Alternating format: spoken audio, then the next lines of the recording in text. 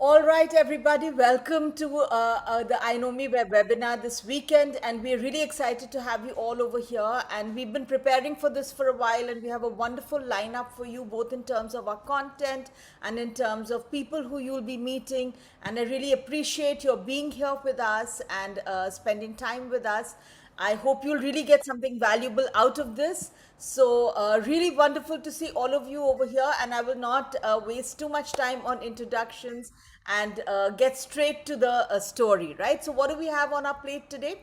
So today I really want to get you guys to look at what does it take for a student to distinguish themselves. Now, whether I'm a high performing student or a student who's performing above average or someone who considers themselves to be an average student, wherever you are academically, what can you do to really stand out as a student who's applying to colleges? And it's a strategy and a skill that we teach our students that will also help them later in life when they're trying to stand out in jobs. So I want to take you through some case studies of how we do this with students and how our students do this, and then tell you a little bit about us.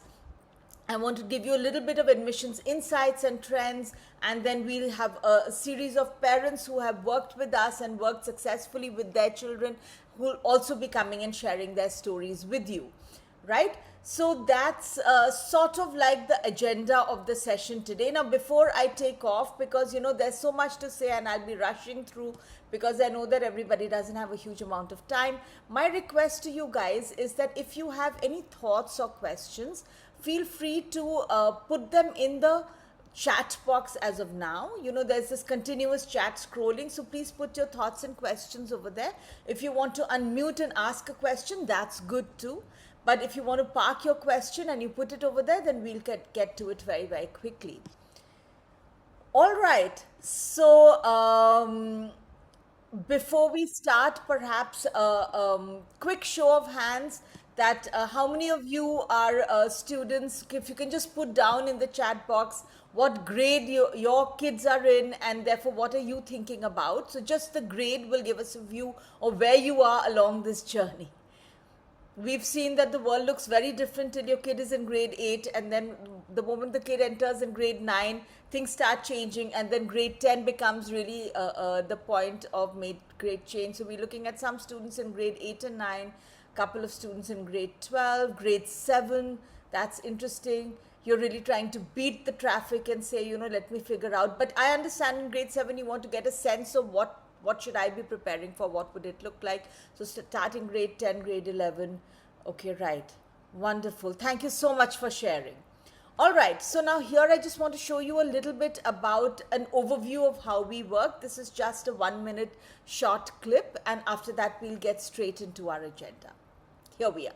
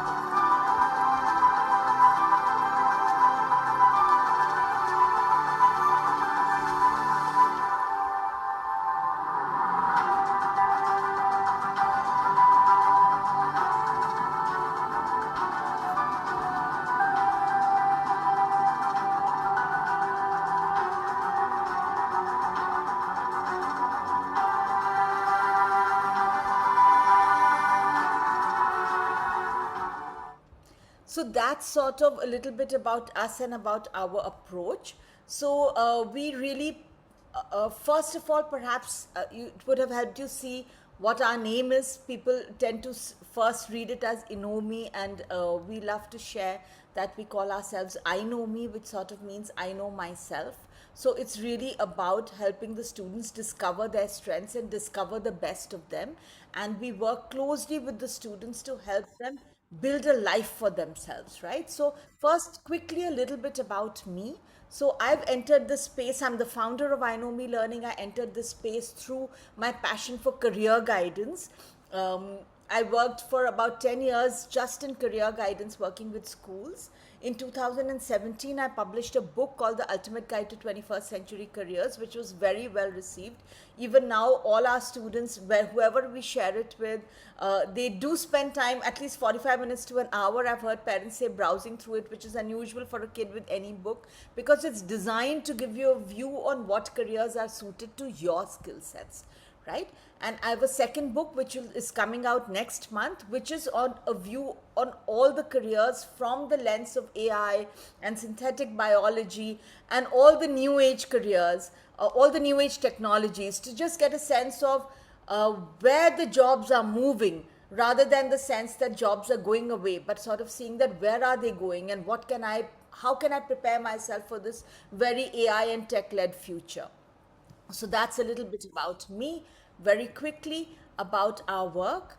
So we really believe that we work with you when we are working with a student. We believe that the foundation of a student's success in life is really built by parents and them giving them the comfort and security and support at home. And then the school builds for them all the opportunities and the activities and the learning and the social environment that they grow in. And then comes our role as counselors, where we are both guiding, steadying them, because it's very easy to make dreams, but really to make those dreams come true is a very big deal.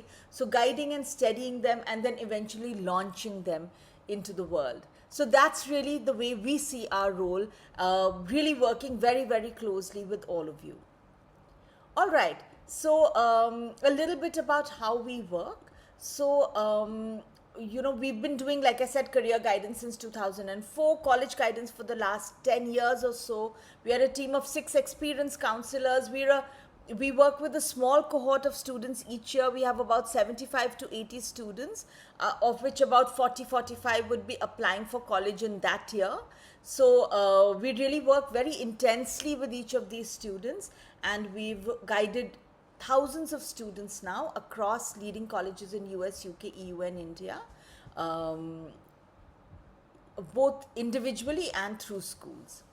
This is a view of our work and what are the programs that we offer our students. So the number one thing that we offer students is career guidance, because we do think it's important for students to understand what direction the world is moving in, and therefore what is it that they are really going to be aiming for, right? So the number one thing that we offer starts in grade 8. It's an exploratory program called Head Start, which is about finding a top 3 or up to 5 career areas that a student can start exploring. That I could perhaps do law, or maybe design, or maybe finance and analytics, or maybe even robotics, right? So how a grade 8 student is, that everything is interesting for them. So can we bring it down to a top 3 or a top 4 and give them a roadmap of how they can explore it over the next 2 years? Our flagship career guidance program, Pathfinder, is an intense 3.5-hour long one-to-one program, which I lead with each and every student.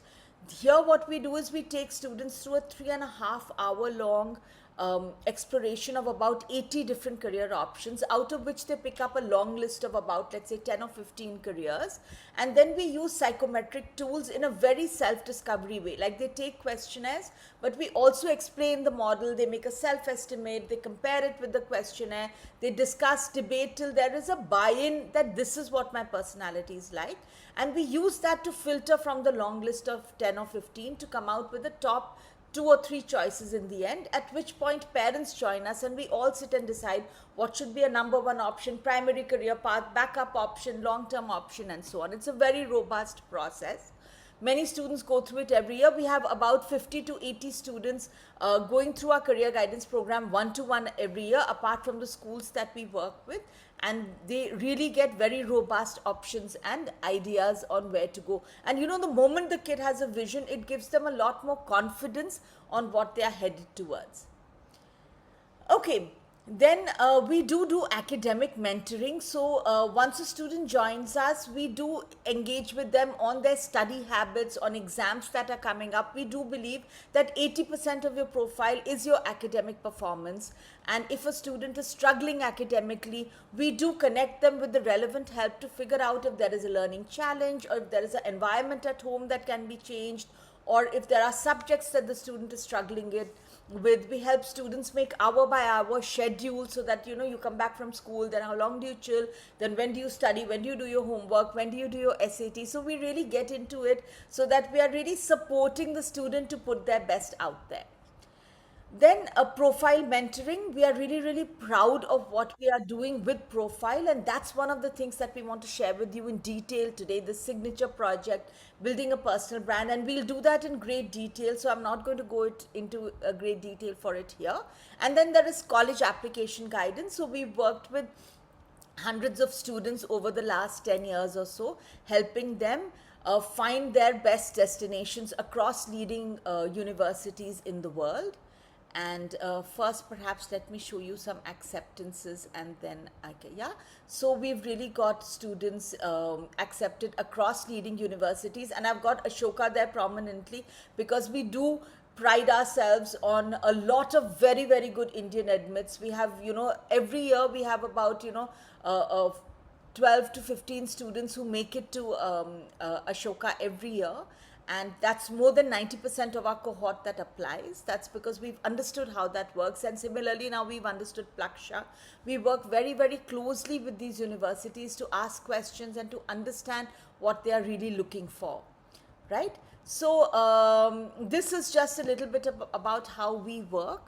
The important thing that I want to point out over here is the fifth point, which is saying beyond college admissions, because while we are counselors, we look upon ourselves as career and college counselors, not just college counselors. So our focus is not just on getting kids into college, but on helping them build a vision for themselves over the next 5 to 10 years, that what will I be doing, why is that motivating for me, and how do I work, how do I build a profile, how do I build a goal, and how do I work towards it. So you'll hear that from the parents that will come and speak with you also, that we try and really understand each students and coach them rather than push them into doing too many activities. And the whole idea of personal branding, which I'll showcase soon, is also about coaching them to find the right activities that motivates them and brings their story together, rather than just pushing in a lot into their profile and creating a very, very full profile or a very, very full calendar, which then can overwhelm a student. All right.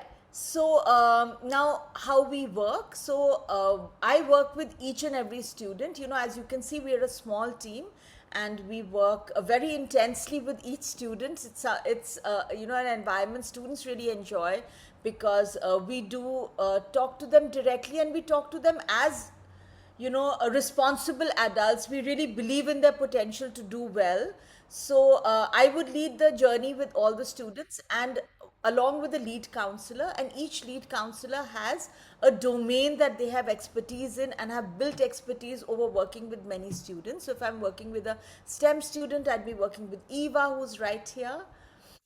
And if I'm working with economics and finance and business student, you'll work with Romy, who's right here, and Kritika, who works with medicine and psychology and design, is not today here in the webinar. But when you interact with Romy or Eva or Kritika, you'll really see that they really want the kid to do well, and all the passion and the expertise comes through of building a timeline in a way that really works for the student and brings out their best, right? And then some of you may have interacted with Kamalika and Poonam, who lead our outreach with equal passion, really. I think that both Kamalika and Poonam have a lot of passion as counselors and for each and every student, which you will get even before you actually get into the counseling journey. Both their knowledge, their expertise, and they're trying to find the right fit for you. That's really what we all stand for. All right, so there we are, and now we are ready to take off on the case studies. So if there are any questions, like I said, please keep putting them in the chat box there, and else I'm going to just start off on case studies. Right now, why we put together these case studies is because we figured that every year we do talk a lot about our learnings in various ways, but parents have been asking us for case studies actually, and so we thought that let's put together case studies that showcase different students' journeys for you to understand what we mean by creating a personal brand that distinguishes a student. So before I get into the case studies, I want to briefly explain to you what we really mean when we say personal brand. So what I'm talking about here really is that um, when a student is applying for, let's say, economics, right now, so many students in the world are applying for economics every year. Almost any student who's not applying for STEM is applying for economics. Now it's very if you ask any student the question why economics, they tend to give an answer which is sort of the definition of economics, or they'll say finance, or they'll say something about resources and understanding the world. What we try to help them do is to understand areas within economics and pick up a particular area in which you can showcase all your projects, right? So if you do a summer program, you do it in that area. If you do a research paper, you do it in that area. Let's say environmental economics, right? So if you're doing your board projects, you do that in that area. You're reading a book, you're doing an online course, you're doing a virtual internship. You try and bring it all in an area that's around either environment or sustainability, or it could be development economics. So what happens is that if you build your profile in this way, then when the admissions officer goes through your application, it's very difficult to miss the passion, because it really shines through everything. So when the admissions officer is putting down the application, they'd be like, oh, this psychology kid who's into special education, oh, that special education kid. So by building that brand in your application, you really distinguish yourself, and in a very efficient way as far as your energy is concerned, because you're doing the same activities and maybe even fewer activities than you would do otherwise, but because they are aligned in one direction, they tell us very strong story that cannot be missed, right? So Shivangi, about psychology as a career, I'll very briefly tell you, because there are many aspects to psychology. Of course, there's clinical psychology. It's a tough career to build, but we've worked with several passionate students who really want to go down that route. And you know how you can build your profile there is that, of course, you can't do internships because psychologists won't allow you, but you can do observerships, and psychologists allow you to do that. So you can do that. Then there are several online courses that you can do. There's a summer internship that Fortis offers. Children's First offers a summer internship. You can do those to learn something about it. You can do a research paper. One of our students worked with the special education section in their school and did a series of interventions in the school to really distinguish their profile. So clinical is one way, organizational is another one. It's a little tougher to build your profile in organizational, but we've had a student who did facilitation and leadership workshops within their school and within their community to really build that story. So since there are many careers, you know, in this session, I will not be able to go in depth of all the careers, but my book is coming out next year on careers of the future, Jobs 2.0, and we'll be doing extensive work around careers of the future in the days to come, and we can reach out to you one-to-one as well. Right, so let me run you through some of the case studies now so that you see what we mean when we say personal brand, right? So now some of these students, their parents will be joining us later today, and this particular student is from Singapore and her dad will be joining. So she was a student who had a speech impairment in a family member at home. She was very keen on computer science, and you must have heard that computer science is what is called an impacted major, that you know its admission rates are lower than that of other majors because it's just so competitive and so many Asians are applying for computer science. So it's always dicey, and very often students are advised to not apply for computer science and something else. But this girl was extremely passionate, and we really supported her to build a standout profile within computer science. So we built all her projects around augmentative communication. So she built a web-based app for the speech impaired, and then she did a research paper on augmentative and alternative communication, and we connected her with Sangati Foundation. If you see in the end over here, Sangati Foundation uses tech for people with impairments, and they mentored her on her research paper as well. So that whole story of augmentative communication came out really strongly, and then she deployed the app in children's home in Calcutta and used those learnings to write up a little section as well. So really that story was both personal as well as her work really supported it. And then what we did is that we got her to apply for cognitive science rather than for computer science, because cognitive science is like computer science plus linguistics. And we said that really showcases your profile the best, and that comes together really nicely. And in Cornell, we applied for cognitive science, and that really worked for her. At the Georgia Tech and UMich, we did get through with computer science, but I think it was making that shift to cognitive science that really pulled in the Ivy League admission for her. So that's one way that we wanted to showcase on building a personal brand, right? Now, this is another student who applied for psychology. Now, this was another very, very passionate student, and, also very intense and a sort of shy student. It wasn't very easy to get him to do things, because we work with students with very different personalities, and this kid's personality was like, don't tell me what to do. And he was extremely deeply passionate about things. So when he would write anything, it would be at such a deep level that it would become a little esoteric, and then we would tell him that, we have to make it more accessible to an admissions officer, and then he didn't like it. So we reached a point where he was like, I'm not applying to the US at all, because, he didn't want to write that Common App essay. He was like, I don't want to share personal stories from my life. He didn't want to write college essays. So we really had to work with him very closely, let him be for a couple of months. We told the parents that this is what we think is going on. Then we would come back and we'd say, okay, let's explore a story now. So it took a lot to really build his personal stories, and the stories were very intense.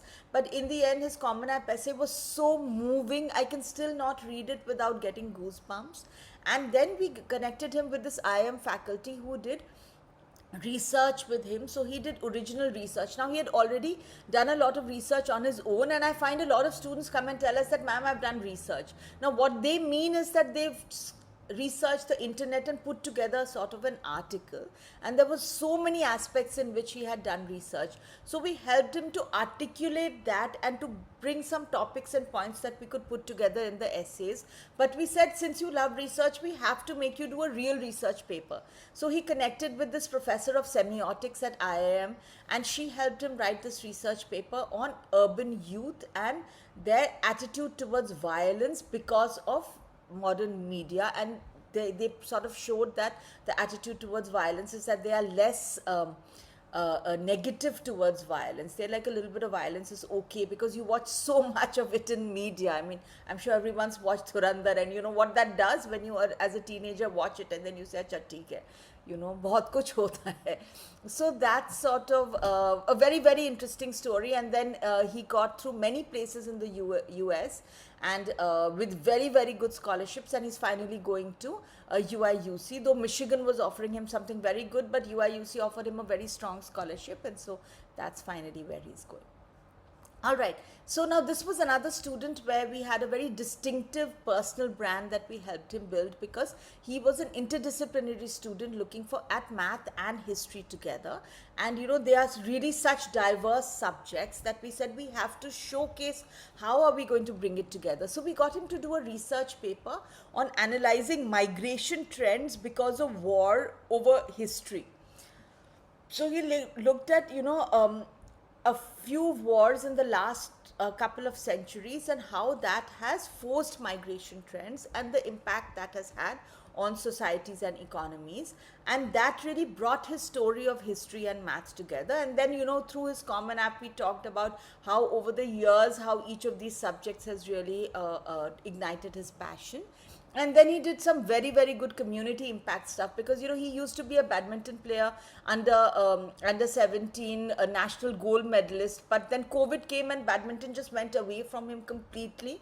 So he used to just play basketball in his community, and we said, okay, that's not really going to take us somewhere, but what do we do with basketball? So we converted it into a community impact program, and he then revived wheelchair basketball, and he raised funds with the Rotary and Interact Club and so on, and those videos were really moving. So I think that the wheelchair basketball and his math and plus history project together really stood out. In his year, he was the only student to get an Ivy League in the early decision cycle for Dhirubhai Ambani. So that was another very, very strong story that we want to showcase, right? Okay, so this one is about a student who applied for art and design, and particularly her interest was also multidisciplinary, because not only was she interested in art and design but also in computer science. So we helped her find the right course, which is BFA Digital Arts, that brings the two together, and she finally made it with a very strong scholarship to Pratt. She with her, I think the interesting part of her story was that she lived in in her ancestral home in which her family had lived for generations, with like trees in the backyard, and this tradition of making these huge rangolis with the whole community and so on. So we got all her essays, of course, to talk about the tradition, but a lot of her portfolio and profile was also along the same lines. So we got her to use her puja items to make the observational art that you need in a portfolio, so items from her puja. And then her signature piece was folk tales from her grandmom. So not like well-known folk tales, but very specific folk tales that her grandmom, like in all our families there are these specific stories that you hear. So putting that together as an illustrated graphic novel, and that really cracked the admissions thing for her. She got many good admissions, and she's finally studying in Pratt. All right, so this is another of our students who got through an ED. He ED'd U Chicago, and he made it to U Chicago. And I think in his case, again, he was an economics student. And the distinctive story we helped him make was around financial economics, because his very deep interest was in finance. So we got him to do both projects within finance, such as he did this he did a database Python to look at quality checks on stock market data. Then he looked at he did stock research, and he created comprehensive stock reports which he published in the research archive of rising scholars. He was also a very strong chess player. But the other thing that brought it together was really that he reached out to the community and did some consulting projects with people, so around business, on local shops. It's such an easy thing to do, and that really made him stand out, is that he, there was this auntie, this kid was in Singapore, so there was this Chinese auntie who had this little bakery which was shutting down because during COVID, people weren't coming through, and then things were going digital, and how he helped her create this little Christmas decor and do some very specific events and get more footfall into her thing. And similarly, there was a grocery store, and all those stories in his essays really made a huge impact. Right. Namrata, we'll just talk about destinations in a second. Let me just run through this, and then I'll tell you a little bit about what's there beyond the US, right? Okay, so this is another very strong student we wanted to showcase to you. This is a student, again, applying for computer science, and again, the whole story was, oh, computer science an impacted major. Should I not do computer science? Should I do economics? And we were like, no, why not? Let us find you a positioning within computer science that will really make you stand out. So her whole story was around cybersecurity, and she created this app that would send phishing emails to people within an organization to identify who are the vulnerable people who click on those emails and get caught. Like recently, I clicked on a phishing email and I got caught. So I'm one of those vulnerable people that she may have been able to find, right? So that really distinguished it. And then she did a community impact program, which was on setting up computer labs in government schools in Haryana, particularly her grandfather's school, which he had studied in. So I think these, and all her internships were in cybersecurity. Then she did a research project in cybersecurity. Her E was in cybersecurity on specific aspects. One was on feed-forward neural networks. One was on, testing LLMs and seeing that, which LLMs are more likely to give you authentic data and all of that. So the whole thing was really, that distinction of cybersecurity was so strong, and in every school we were able to focus on computer science with a cybersecurity concentration. And if you see, Carnegie-Mellon is #2 in the world in computer science, and she really was so proud to make it. And UMich, she made it in her dream program, which was computer science plus business. But of course, she's going to Carnegie-Mellon because that's where she finds. And Avimar, again, is a very distinctive but small computer science school. So all three of her dream schools, she was really able to make it, right? So we did a career guidance program with her, helped her choose computer science, and also helped her build this computer science based. Why we asked her to choose computer science, I think, was largely because the family was very keen she does something in STEM, but she was such a creative child that, going deep into physics or math didn't seem to be her thing. So we wanted her to pick an area that allows her to be creative. So all the work that she did was, and she loves it today, building programs, building ideas, building, designs in Figma for things that she's doing. So it really brought her creativity and her STEM interest together. Okay. Very quickly, this is another student whose parents will be joining us.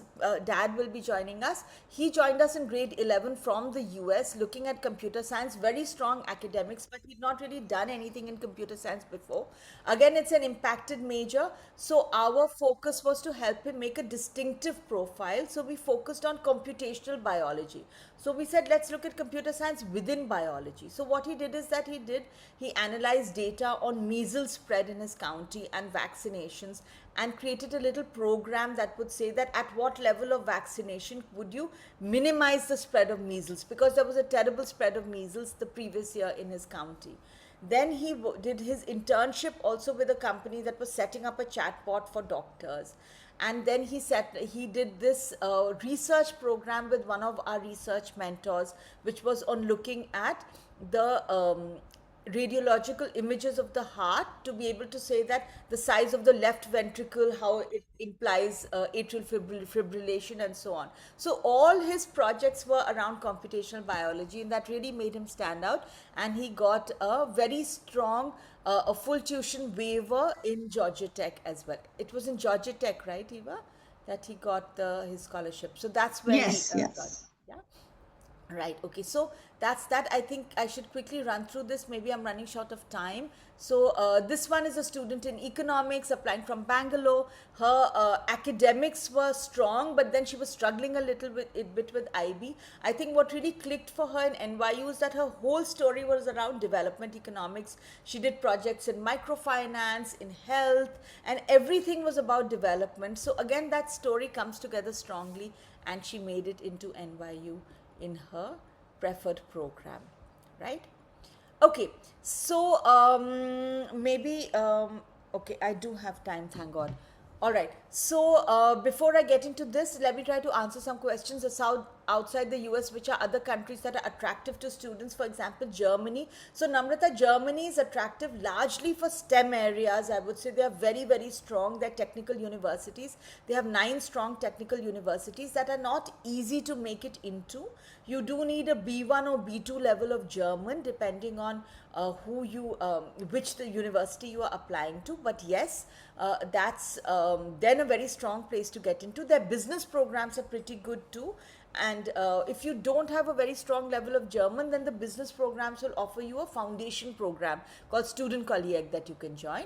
But I would say, other than Germany, the other countries that you can look at, Canada is a very strong option today. Both my children are studying there, and very, very high quality of education, and job opportunities are, of course, what they are in the whole world. EU, UK, Canada, everywhere job opportunities are slow. In the US, unfortunately, also right now, people are struggling with Indian passports because of whatever's going on in the world. But with all our students, we have learned that if there is a certain process you follow, you are going to be able to crack it. So we would say, beyond the US, look at Canada, look at the UK, look at Ireland. So both Ireland and Canada have a very strong PR program, so you are able to stay back and look for jobs and then convert into citizenship as well. The US also has a 2-year post-study, UK, sorry, has a 2-year post-study work visa. So that's a strong option as well. Job opportunities, of course, slow in all these places. So you really have to work hard and work with your placement teams to get that going. But we know lots of success stories in all these places, so it would work. Within EU, people are looking, yes, at Germany or France and Italy. France, Italy don't have a post-study work visa, so we think Germany, Ireland, and Netherlands are the 3 places that have post-study work visa, and those are the ones that we recommend. All these students are from India, except from India. No, many of them are not from India, Mohit. We do work with several students not from India. So this year itself, we are working with students from UK, US, and Singapore. And so what we do is, let's say they have opportunities out there as far as community impact is concerned. We help them design it, we help them follow up on it and get going with it. As far as the passion projects are concerned, our mentors are based all over the world. Anyway, they are working online with people. So our mentors can help you build an app, help you do a research paper, help you apply for competitions anywhere in the world. So that would not impact it, where you are would not impact those resources that we offer you to build your signature program. All right, Isha saying options for students studying IBDP outside India and the possible university options for them in India. How do you help students in grade 10? What is the roadmap for students taking help from INOMI grade 10 onwards? So I would say the career guidance program Pathfinder, and then our entire profile building program.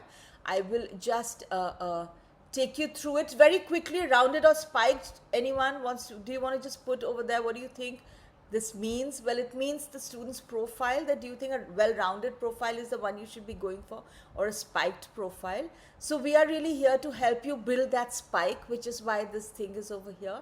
That, you know, building a spike is slightly more energy and time efficient for you. Unless the student is really multifaceted and talented in many areas, we help the student choose that spike starting grade 10 onwards and build all their projects around this, right? So these are some of the ways that we help the students distinguish themselves and differentiate themselves. So do a few activities, build breadth in it, do work consistently. So if there is an area that we've picked up, so over 10th, 11th and 12th, and that's the best sort of journey that we can really show a growing and a deepening interest in those areas. Then innovation, solve real problems, ideate, test, failed. So now we really have many research mentors, project mentors, and partners who can help students innovate, and we work closely with them so that things come together, and so that it's not just that we've sent you to some mentor to work with them, but we are all aligned and we are working towards a timeline. And if, you know, you're troubling the research mentor, they'll complain to us, or if we find that things are not going fast enough, we'll call up the research mentor and say push them, or if you don't like a particular mentor, then we sort of try and sort that out for you. So we've really got that act together, and we can help you innovate and create projects, right? And quantifying impact, thought leadership, which is what research is all about, and such interesting research papers our students have built, and competition so that you can build awards and, you know, media recognition and so on. So this might answer your question, Isha. If you see, we've sort of tried to build a timeline for you on how we work with students over a period of time. So if you look at grade 10, grade 11 and 12, so grade 9 is essentially foundation and exploration, but grade 10 is focus and deepening interests. So we would look at academic mentoring to make sure that the students got their act together as far as board projects are concerned. See that they apply for leadership roles within school. We really support students to do that, because that's a much stronger community impact and easier to build than, you know, looking within your societies or condos and so on. Then we get them to launch their personal project in grade 10 so that you can deepen it in grade 11, and then do internships post your boards in, you know, grade 10 summer or even the previous summer. You know, there are some virtual internships, there are summer programs, anything that aligns to that area. Then in grade 11 you go deeper to show your leadership and impact, beat the great academic dip. Like everybody's grade 11 scores fall, so we like, you should stand out and be different. And then we support them to take major leadership roles. And then, you know, because if you've already been part of a club since grade 10, then it's easier to apply for a leadership role. We support you to write your personal statement there, or, you know, present yourself or do interviews at that time. Then deepen projects in the spike area that you're working with. Now work with mentors or professors, because grade 10, you may not be old enough to really do a research paper, but now you're old enough to do that. And, you know, in the summer now do high value internships. Certain internships and summer programs you cannot apply for till you're in grade 11. And then grade 12 is all about consolidation and bringing the story together. So closing projects, publishing research, completing capstone projects, doing your extended essay in the same area, doing your board projects in the same area, and then bringing the whole story together, right? So that's a little bit about our timeline. These are just some success indicators, the way we see it, how we know that the student is really on the right track, right? So now I'm actually going to stop here, because the rest of it is sort of insights on admission trends, or I can maybe just quickly show you some of that. All we are saying is that international applications to the US are falling. To some extent, it's an opportunity because it makes things a little less competitive for you. But it's worth everyone to see. This is again related to the US, that if you see, early applications are growing, so we support all our students to apply early, whether it is for India or the US or UK. We really want you to put in your applications firstly in the early cycle, secondly with a week to go to the deadline, so that, which is not to say that we don't get last minute calls from students. There are certain students who will only do things in the last minute, and we are there for you, but our support is there for you to try and finish things as early as possible so that you are in a good place. This one is about test reporting. I think that just because some students are reconsidering the US, I think taking the SAT is still a very, very good idea. And if you're not doing that, then you should start preparing for your entrance tests, because apart from your academics, your entrance tests really need to support the academic story that you've built in school. So if you can see, though a lot of universities are test optionals, our recommendation is to take the test and yes, to report it, right? So I'm sorry if it was a little rushed, because we have a lot of material for you and we have speakers who will be sharing things with you as well. So we've got some things over here. I think we have one of our parents of our student Jayesha, who made it to Cornell for cognitive science, this augmented communication app. Poonam, he's here, right? Ajay, are you there? I'm here. Yeah, there you are, right? Are we starting with Ajay? Is that right, Poonam? I just want to make sure that I'm. Yeah, absolutely. There you are. Okay, wonderful. So Ajay, I'll give you a little bit of view on his journey, both as a parent and as a mentor to his daughter, because I think he was a very strong mentor in her life as well. Over to you, Ajay. Hi, Richa. Hi, everyone. This is Ajay. Richa also happens to be a senior from IMA. Full disclosure here. So she was introduced to us by a very dear friend, Bhavtosh, who's in New York, who was Richa's batchmate, and Bhavtosh's niece was guided by Richa. So my daughter's gone to Cornell. She actually comes in a couple of days. First year khatam ho gaya. So she'll be here in a couple of days. We are looking forward to having her. She went to the American school here, and she started working with Richa from grade 10. Uh, for Jaisha, what I would say is we were lucky because I think she's a gifted child. So we were fortunate to have a kid like her in our household. Absolutely. Extremely very difficult. See what I have seen with people who've gone to IITs and IIMs like us.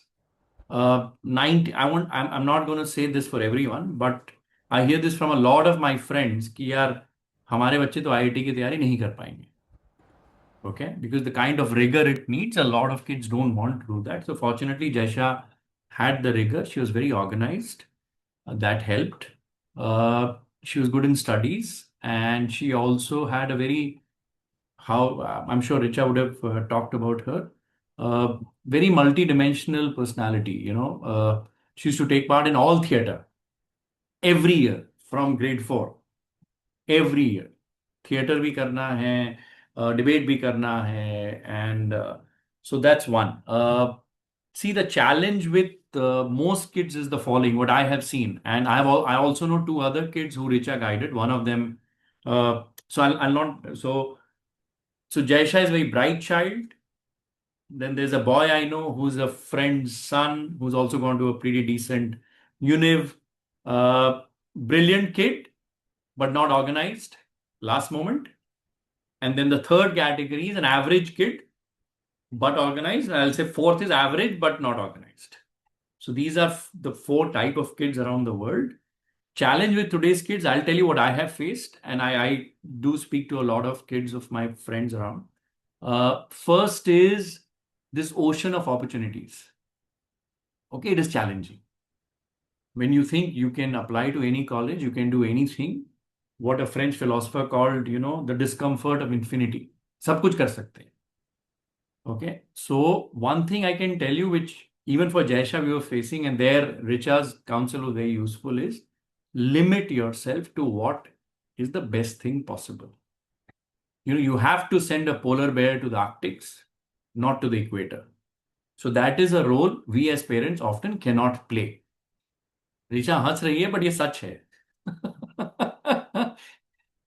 सो इसमें यार, और हमारे बच्चे क्या है यार, मैं तो अपने पापा तो मतलब हमारी तो आवाज भी नहीं उठती थी, कान के नीचे एक लगता था.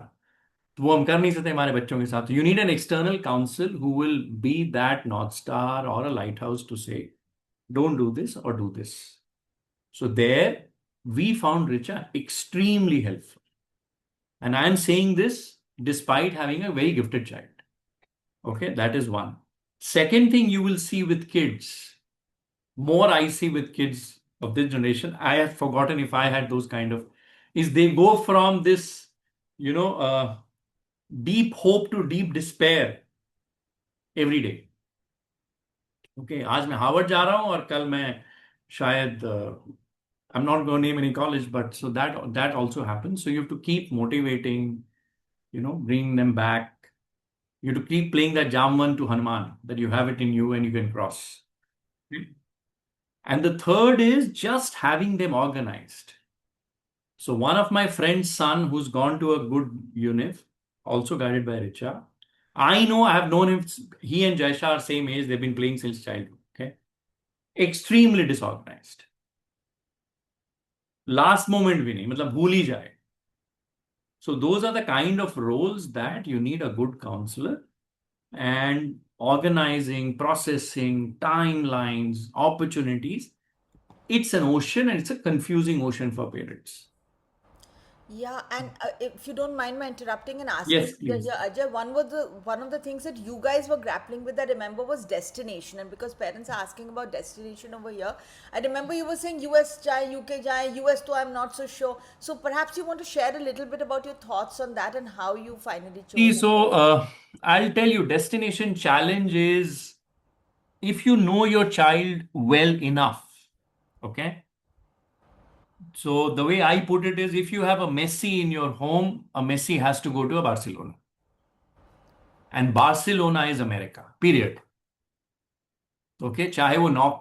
My thought process is whether your kid gets an H1B after graduation, doesn't get anything, doesn't matter. If you want your child to get the best education, America is the number one place. UK has colleges, amazing colleges as well. But the challenge with UK is the following, and I have opinions. As you can see, I'm a very opinionated person. In the new world of AI, you need alloys. Okay. And these are my personal views. I could be wrong, but I want to share. An alloy means, iron ore and coal coming together. There's no purity required in the world. Purity won't work. I think the British education is very purist. कि computer science पढ़ना है तो computer science ही पढ़ना है. Right? America gives you that choice. So Jaisha today is learning computer science and cognitive science. And fortunately, Shalini taught her, she did a 200 whatever hours of yoga training program. She's become a yoga instructor at Cornell. Right? So this is the opportunity America gives you. I don't think, I'm not gone very deep into UK and so on, but whatever I have understood, I think they want you to be unidimensional. अगर computer science है तो go absolutely deep. Maybe that's the right choice for some people. But I feel in today's world, kids should become, alloys, which is hard skill and soft skill, even more soft skill. So I would definitely think sending to America is required, with the caveat they may not get a job in America. They will come back to India, and a lot of parents would actually want that. बच्चे हमारे साथ हैं. Sorry, Richa, that's a long answer No, to no, your question. that's it's a good answer also, and I'm like just you were thinking on saying the कि spot, so I don't know, नौकरी but लगे ना लगे उसको आप भेज भेजो भेज जरूर. हाँ, But I भारत think को that ज्यादा things are जरूरत है. changing, for these parents. Right now the world is going through a tough time, but I do see that things should settle down. At least I hope that things will settle down, and in 4 to 5 years, when your kids are out of university, which could be 6 or 7 years for some of you, the world will be a very different place. But the US universities, just like Oxbridge, remain the number one universities in the world, despite the UK no longer being that great British kingdom that it used to be. Similarly, the US universities will remain Yeah. their top, what is the top 50 universities today, will remain the top universities for a very long time to come. So it's always a good idea to do that. But yes, jobs are a challenge, no doubt about it. Okay, I wanted to ask you, Ajay, since you were saying a little bit about your experience in Cornell, is there anything you want to add about how you see students settling in the US? Something that you want to share with them about what that college experience is like? And people, please feel free to ask him questions. See, ask me any question, feel free. See, America is a very easy place to live.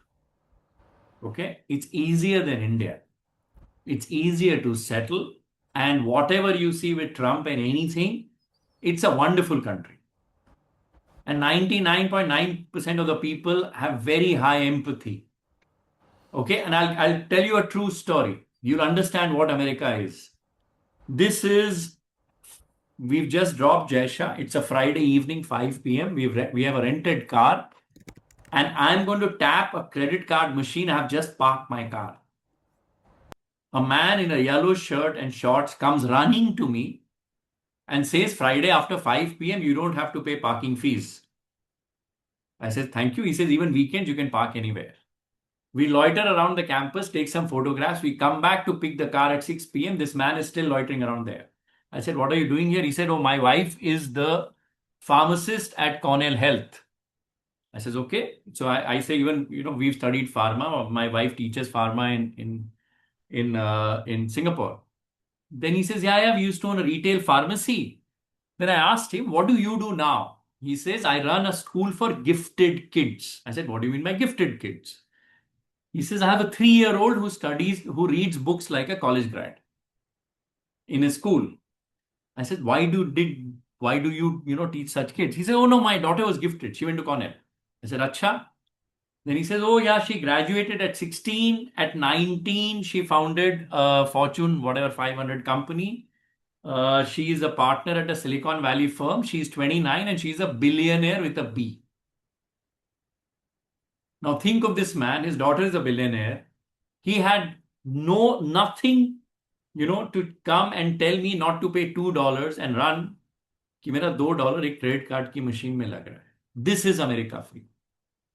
They are genuinely mostly nice people, easy to settle, and most of these colleges are college towns.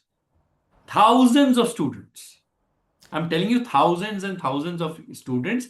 You pick your nation. Actually, when I had first gone for college visits, I think I found that to be the most fascinating.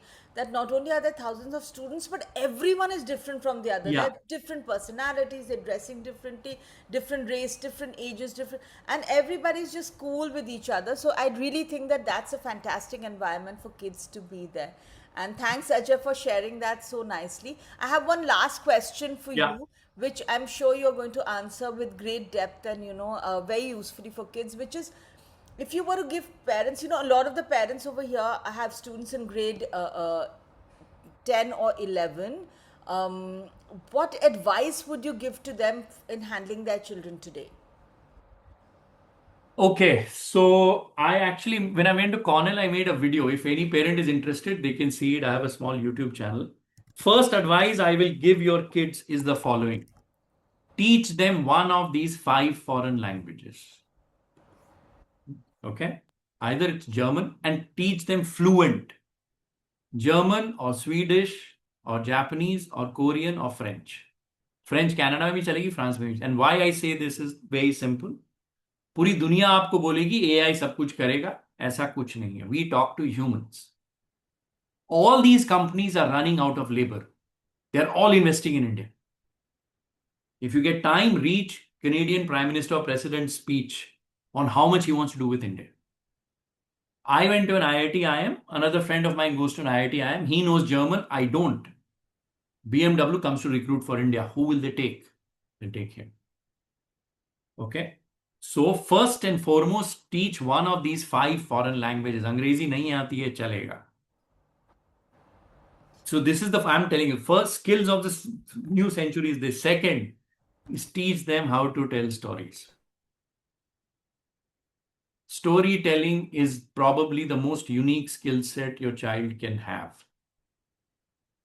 Third, teach them how to lose. I lost my dad about 1.5 years back. The only lesson I learned from him was, बेटा बड़ा बनना है, grid चाहिए, बड़ा रहना है, gratitude चाहिए. हमारे बच्चे हारना सीख गए, भूल गए. And that only comes from sport. This is how I think about.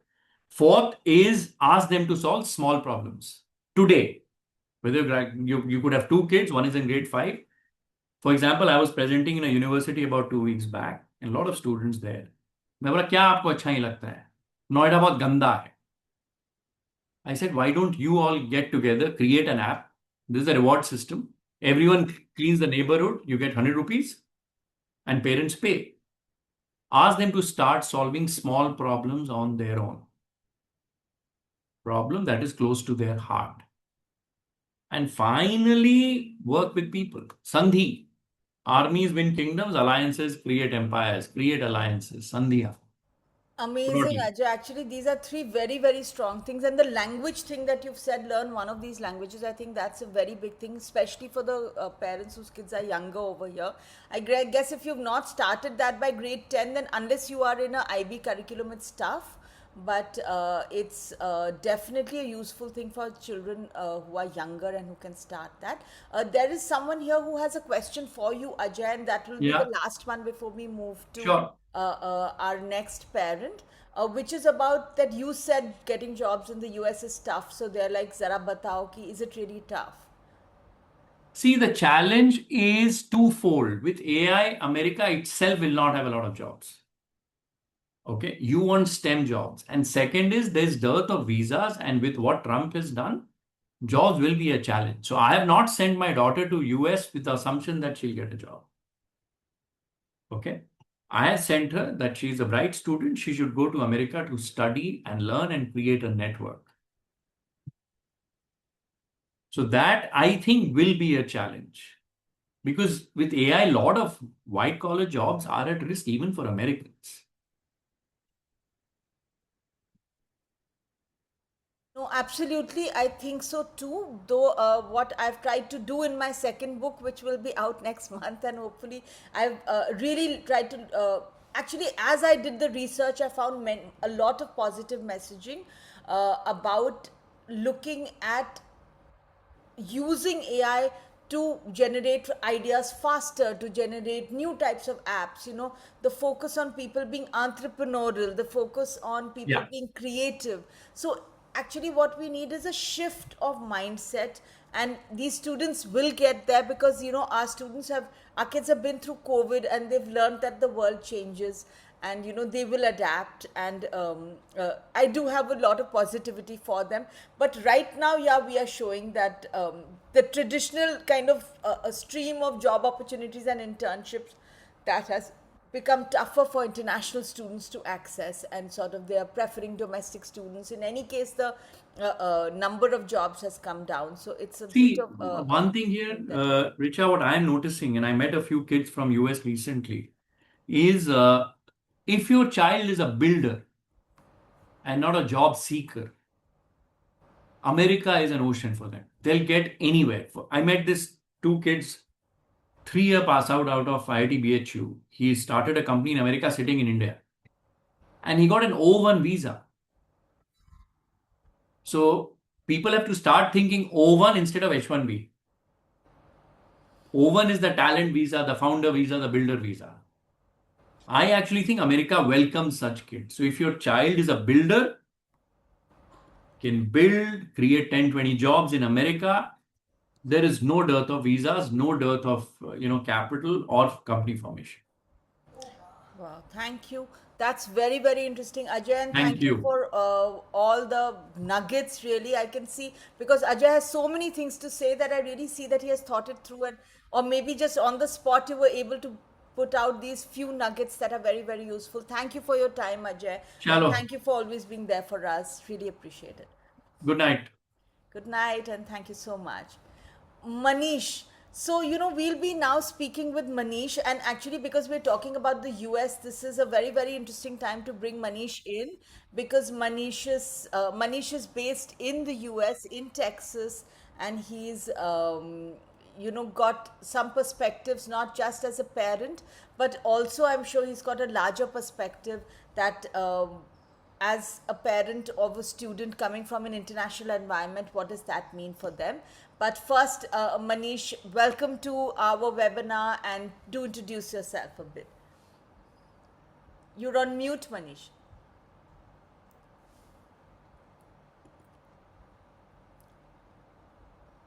Hi, can you hear me, Nisha? Thank you. Yes. Yeah. Hi, everyone. My name is Manish, and my son Arush, he is going to Georgia Tech for maths and computer science. So my journey with Inomi started that when Arush was in ninth grade, he asked what my pronoun is. I said, an American Indian, your pronoun is doctor. And then for almost 2.5 years, he was basically we were asking him to do shadowing and volunteering in hospital. And in 11th grade, he went to his mom and said that, Ma'am, the most boring subjects I found are biology and chemistry. Now we were in a fix, and I want to do MS in computer science. No, sorry, I want to do either computer science or something to do with mathematics because those are my forte. Now in the US, everyone is academically very brilliant because most of the people they get their GPA of 4, and only thing which counts in the admission process is your extracurriculars. No matter especially for the competitive college, and that means that uh, we had a very short time to build up all those extracurricular activities. And luckily, through my cousin, I got the contact of Richa, and then we planned the things out. And in next 11 months, I think we did a lot, not me, but Arush, my son's name is Arush. He did a lot of hard work, and I think he got into 5 colleges, and most of them with two of them he got full ride, and then finally he chose Georgia Tech. So Thank you, Manish. Thanks for that. And I think that actually for me, the journey with Arush was extremely rewarding because Arush himself is a pretty conscientious student. And later in his essays, also, we showcase some of that. That if you tell him that this needs to be done, and if he'll say, okay, I don't have time this week, but I'll do it by next week, then he will definitely do it by next week. So that way he's really a delightful student to work with and very, very sharp and bright. But I think that what was most interesting was how we shifted his profile, which was, a more a biology profile till then, towards computer science by bringing the idea of computational biology together, and all his projects really came together very beautifully. He'd worked with cancer data, then we got him to do a computational biology based research paper. Now he had volunteered with UTMB, the hospital. So I think all that was so that since he had volunteered with UTMB, when he did research on measles spread, he was able to showcase it to the UTMB director of the hospital, I think, right, Manish? right. And so all of that really made his profile stand out from someone else applying for computer science or applied math, and I think that really worked very well for us. But Manish, particularly, I wanted to ask you, I felt that you were a very involved father, and at the same time you really gave him his space. So if you can Right. just share a little bit of how you did that balance, and as a parent, what some learnings that you would like to share with other parents. So basically, few things is that that if your kid is you should let your kid do whatever he is interested in. That's what I feel. And so, Richa, what was your question?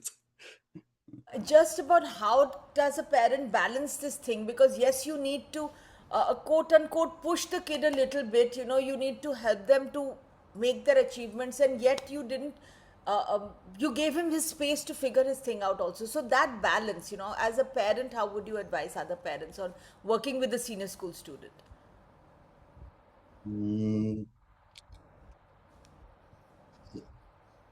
So that would be like basically like he himself was very motivated, and I just because I myself was from computer science background, so I told him that what he needs to do and how much effort he needs to put in, and what would he require to actually get into those programs. And then I did some research on different colleges and that what would be the best suited for him. So, Right. I think that was very, very strongly Manish's contribution that he would do the college research in great depth. So, that was something that he took off Arush's plate. And I think somehow that relationship was of trust was also there, that he would really listen to what Manish would say. And then that thing came together very, very nicely. Okay, Manish, I have a different question for you now that, since you are in the US, maybe if you can share a little bit about us that when you were working with the India based counselor, did you have any apprehensions? What was your experience?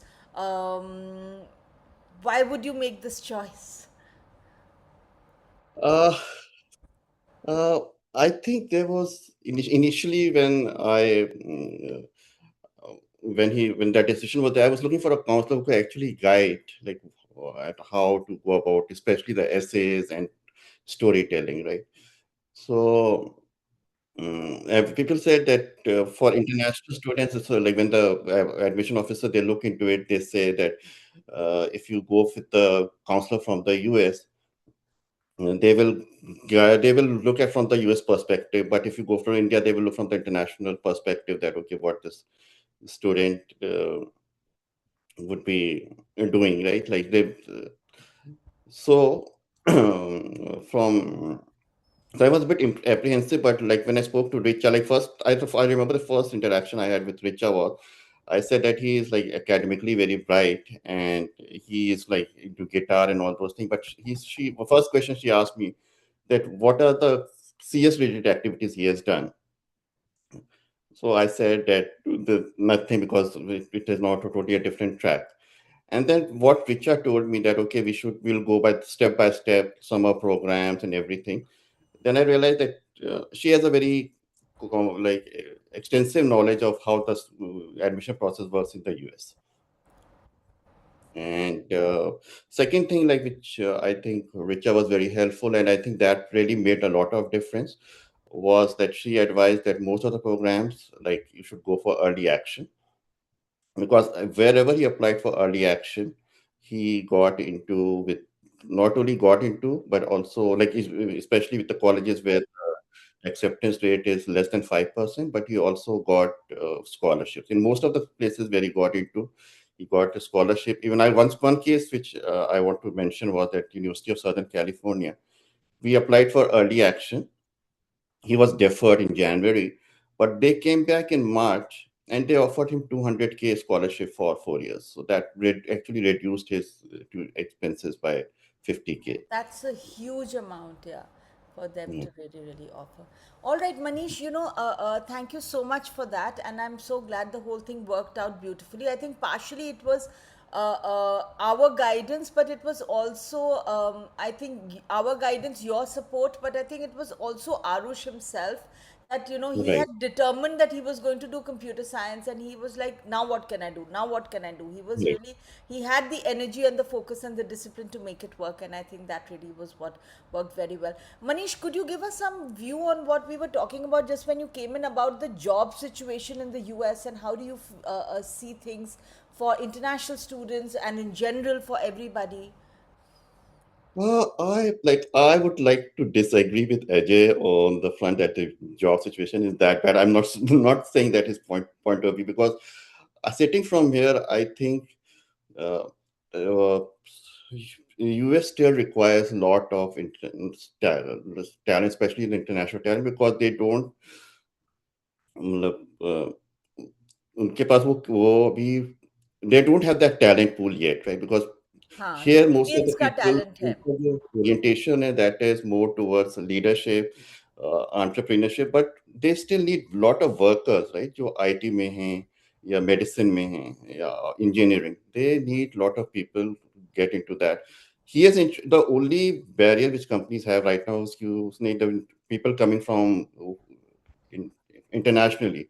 right? They have to pay 100K as the fees for H1B. But Trump ने भी ये किया है कि people who are doing MS or undergraduate from there, they don't have to pay that fees. And as far as AI is concerned, impact on the job market, I feel that right now companies are investing a lot of money into the data centers and everything. But say if even if the AI writes a code, right? Like say in my organization, like I work for a bank, it writes a code, but something goes wrong. AI can debug it, but it's just my application. Like I know that what it needs to be done, so someone has to debug it, right? So you need a person who knows that language. Right? Only then he can debug it, right? Who knows, say Java, Python. I'm just giving an example, or for and matter any other field, right? So you need that language. So what I feel is that right now, because they're investing so much, so they are laying off people. You're hearing horror stories from Oracle, Microsoft. But Amazon. after 4 to 5 years, what I'll see that they will start hiring and they will hire more, and that would be a different type of skill set they will need, and that colleges in US are already preparing. Like I looked at Arush's curriculum for Georgia Tech; it's already very much updated. So Okay, all right. So you do think that in 4 5 years, this is sort of a correction, and things will you yeah, start looking up again in it's not for like international correction. students. It's not like what I feel is that right now, because these when you have the data centers and everything for AI, companies are investing billions of dollars. Now, how they balance that, they are cutting it because they're saying that okay, and especially like companies like Google, where they are doing away with entry level programming jobs, right? But uh, I think in product development companies, it could be a challenge. Like then you have to be either at the very top. But for all other companies like the banks or where you have the application development, right, not the product development thing, it will come back in a and I think it will come back in a very big way. Wonderful. Thank you so much, Manish. This is a very positive view to give all of us, and I can almost hear a sigh of relief across all the parents because it is unnerving, no doubt, right now. Because even when I was researching for my book, I can see that there is a whole number of people who are speaking so negatively and creating this whole sense of panic that there will be no jobs and everything will be over. And I No, really no, don't think that that that, is true. I think that there is even a lot of positivity that one can have for the even long run. Go on, the yeah. layoffs which we are hearing, it was because these technology companies they did over hiring during COVID period, Right. and then it didn't work out that way. They didn't, and then everything was fine. So they are doing a balancing act. But even at this time, I think a lot of hiring is happening, and it should be fine. I think it should be unless because I don't think AI can ever replace humans. And especially in the US, like if you have a degree from undergrad or MS, whatever anyone is planning, you are exempted from that 100K fees, which companies might not be willing to spend on you. But if you do it, you're from there, then be fine. Like, and I have like I work for Chase. Even now, this year also, we have about 75 interns just in the Houston office. They are from different universities. So that's not a like, and also like if you are into the finance and all those things, that also I see about 30, 35 people who are working as financial analysts, just fresh pass out from good university. So only thing I think is that you should aim for colleges which are top 50. That would Yeah, be absolutely, absolutely. And I do think top 50, and I think that actually, some universities like Boston or UMass Amherst are also very, very good. But very there are so many great universities in the world that they don't make it to the top 50 in the world, but they'll make it to the top 50 in the US. So you're saying right, top 50 in the US, right? Absolutely. right. And I think some of the colleges that are not the absolute top 10, top 15 colleges, they invest more in in their students' placement processes and so on, and they are more keen to make sure that their kids succeed. So if you're So Richard, on this thing, like I'll come back to when Arush, like as you know, right? Arush has got waitlisted in CM, Cornell, Columbia. So I was speaking to one of the person, like who is a very senior admission officer. He said that he already got into UT Austin, Georgia Tech, which for CS are ranked number 5 and 6. So even unless he gets into CMU, Columbia and Cornell would still be ranked lower for CS. So you have to make a very conscious decision whether you go by that branding or you want to go by the program. So Absolutely. if you're looking for Absolutely. Yeah, and I do think Carnegie-Mellon is up there for computer science, but so is Georgia Tech, and particularly Georgia Tech's location is also fantastic. So is UT Austin. So I do think congratulations to you and congratulations to Arush. It's a Thanks, Richard. wonderful. And thanks to Yeah. you. Like, I think the short time which we had, like 11 months, without yours and Eva guidance, I don't think we could have. I had no direction, especially like what to do and like the way you helped in reshaping everything.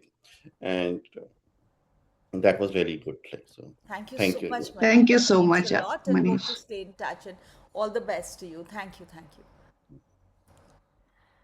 Wonderful. One of our attendees, I think Mohit was asking, is there somebody who can talk about the UK?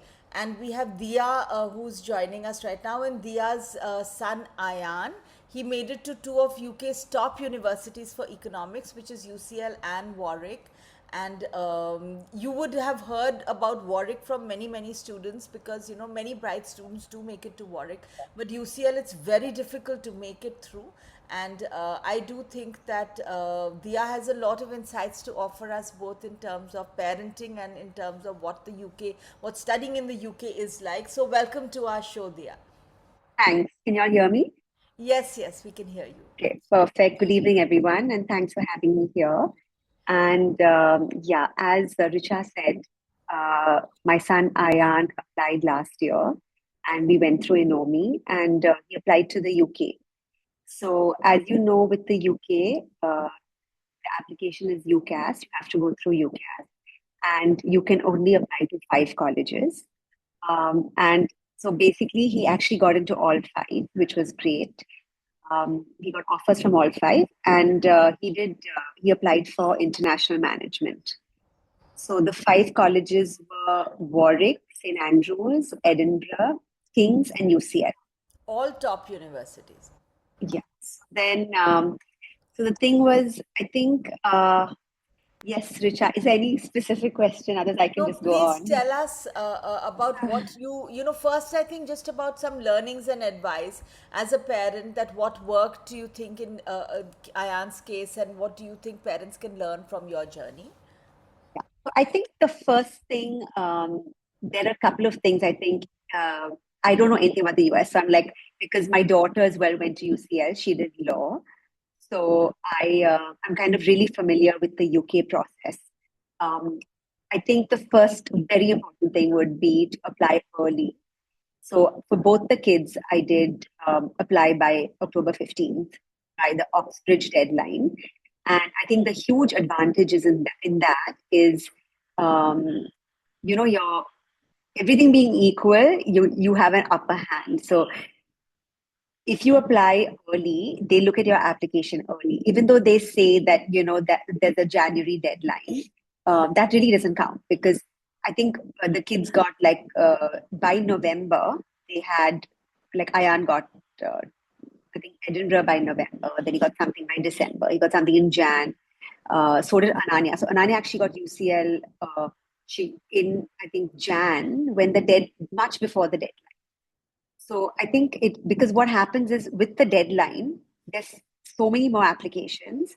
So you have a larger pool. There's a larger pool. So the probability of getting in is much higher before the pool gets so large. So I think that's one learning, and I would advise everyone to literally apply like by October 15th. Don't leave it till the end. So that was one. The second thing I think that like Inomi really helped us with was, the focus on how to tackle the personal statement. So the statement of purpose is literally the only important thing in the UCAS application. The application is very straightforward. You can just do it by yourself in like an hour. It's very simple details, and everything really accounts for your personal statement. I mean, all your effort goes into that. So I think what Inomi really helped us was, explaining how to ace that. And I think the whole process of sitting with Ayan and talking to him and, getting him to do certain activities, and use a story in that personal statement with those activities, and tie in that statement. And there was one particular thing which I really appreciated. Yeah. So the thing was there, I think one key factor for that was, I think, was giving numerical accuracies and, being very academic and specific in the statement. So for example, Ayan did an internship. He did I think a market survey or something. And instead of just keeping it general, saying, oh, and I did a market survey for this and I found this, Inomi was very particular about, be specific. Like, what was the market survey? What was the finding? How many companies did you interview? What was the result? What was your takeaway? So I think we included all that. So I think that really stood out. And I was telling me that at UCL, this course, this international management course, was brand new course, and it was so oversubscribed. I think 3% got in, and I think they had four.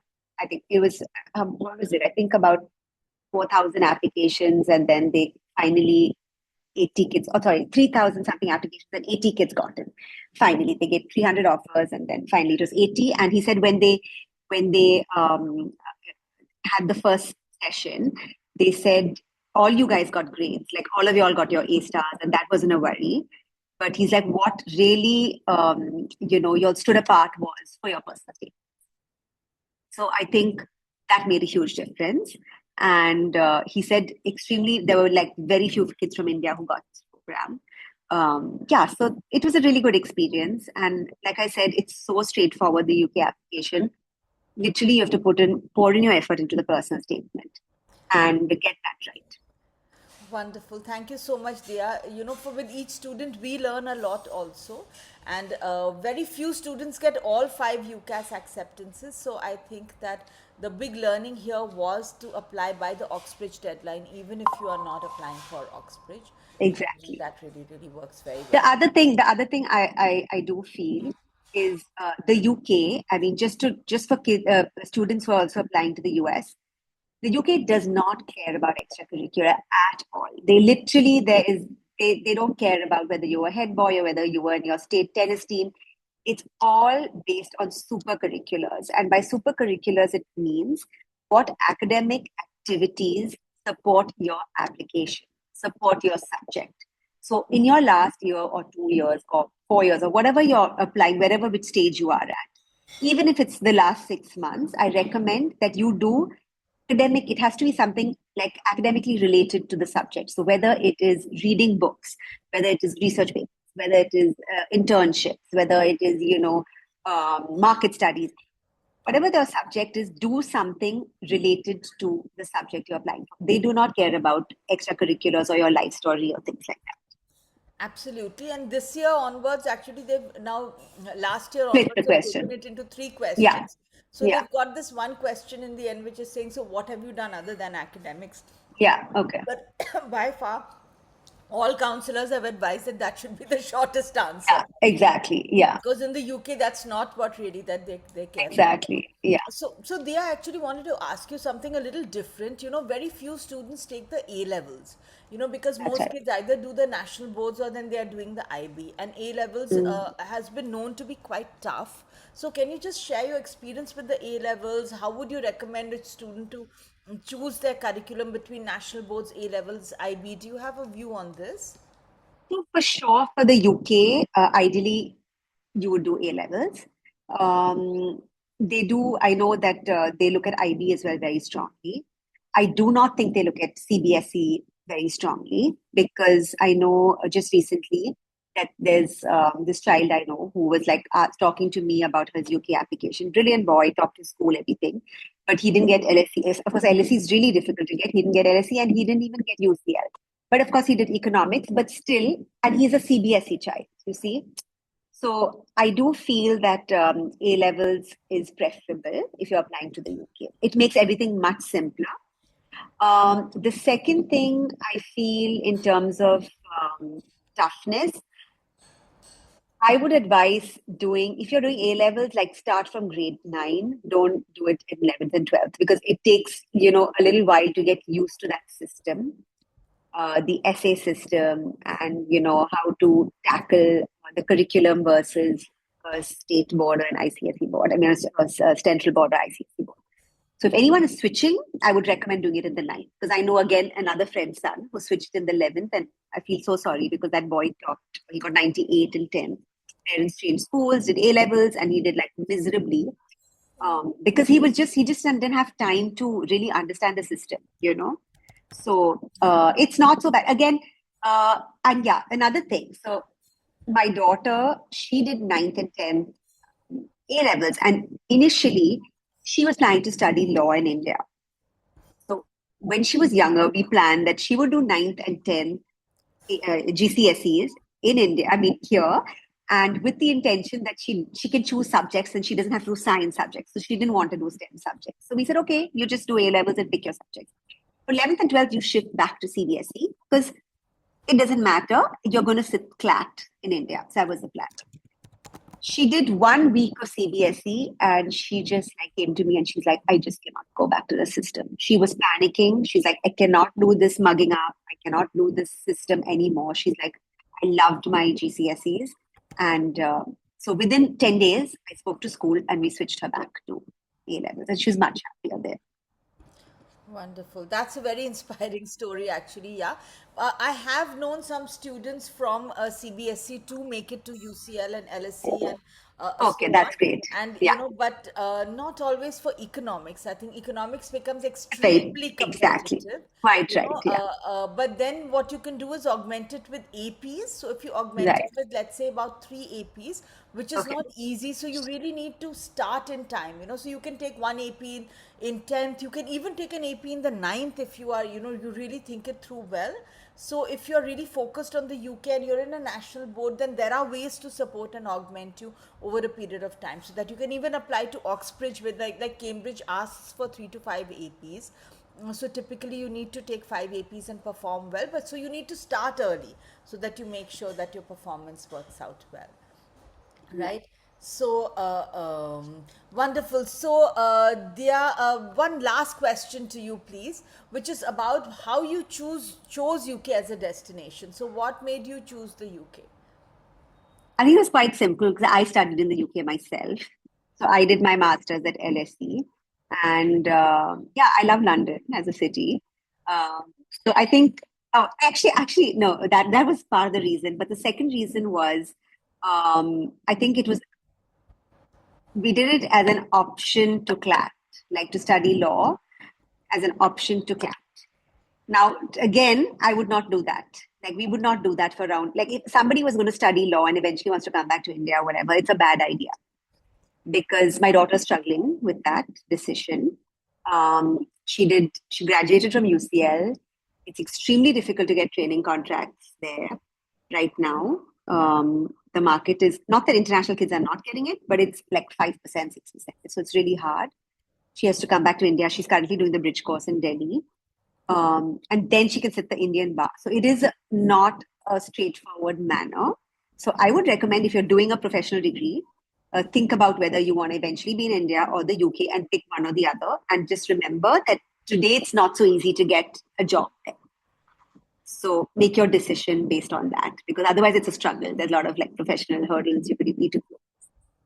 Thank you for being so frank and open, Dia. I think it's been very, very helpful for everybody. I'm sure parents will agree. I think it's very unique perspective, and thank you so much. Thanks for taking the time Thank out you. and Thanks and good luck with all the new parents and children. Thank you. All right.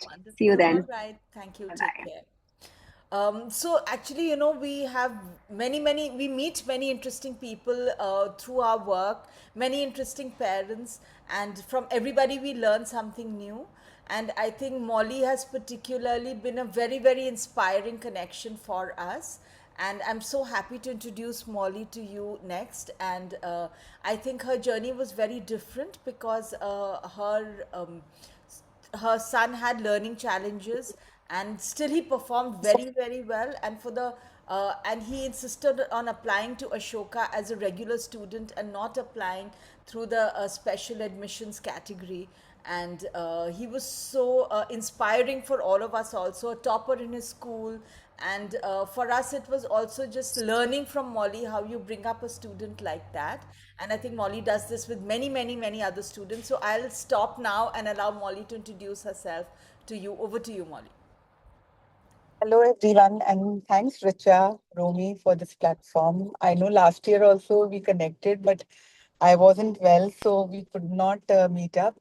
But yes, I'm Molly. I'm Kabir's mother, and Kabir is a boy with autism spectrum disorder, and he was diagnosed at a very early stage. And of course, I had to reshape my career from being a chartered accountant to getting certified as an autism specialist and doing what I did with my son. But in short, Kabir responded well to intervention, and he slowly picked up the strings of academics. And the result was him acing his grade 10 CBSE boards, and again doing very well in grade 12. And that's when we connected with, because Kabir initially, he decided that he wants to pursue a career in bureaucracy and choose a path of economics and public policy and international relations.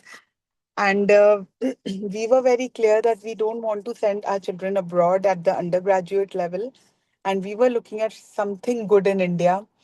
And Ashoka definitely came up as a first choice for Kabir, and for us also. But how to navigate the path is what Richa and Romy and team helped us navigate.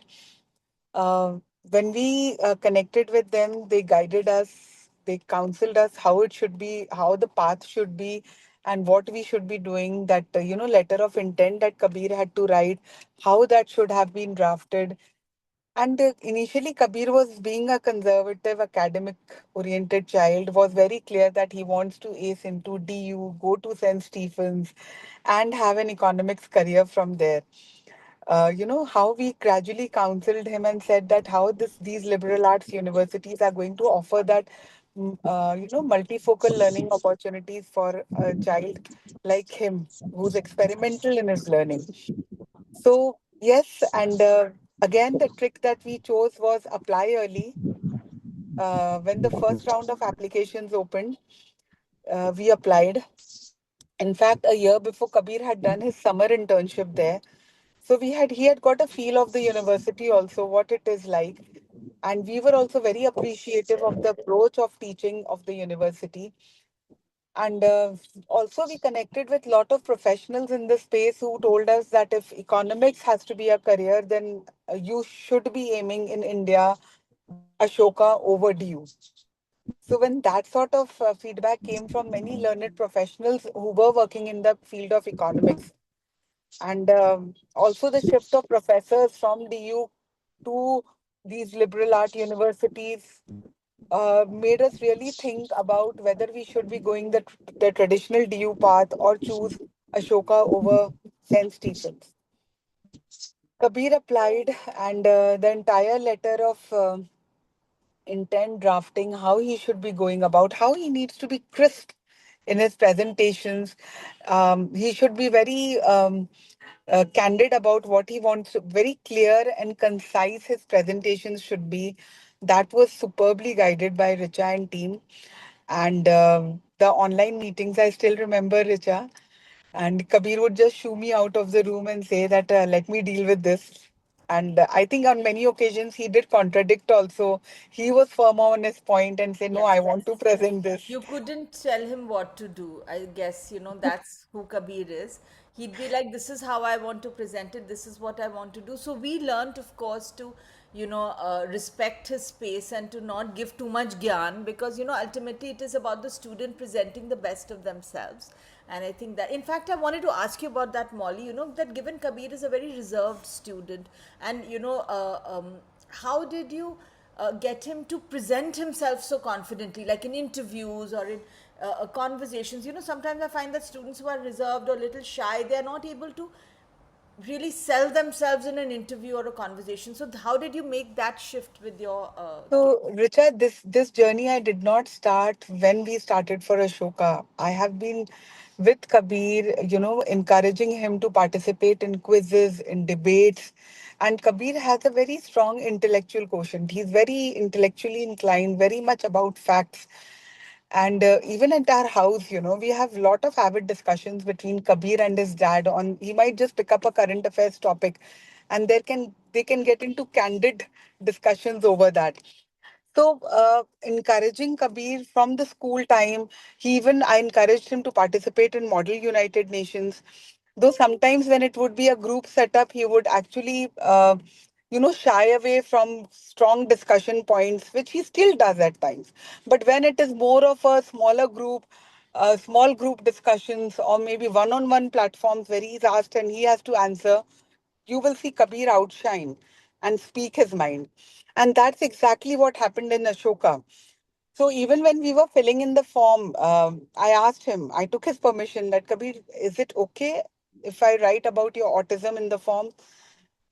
He said, yes, you can write, but I will tell them very clearly, I'm not asking for any concessions.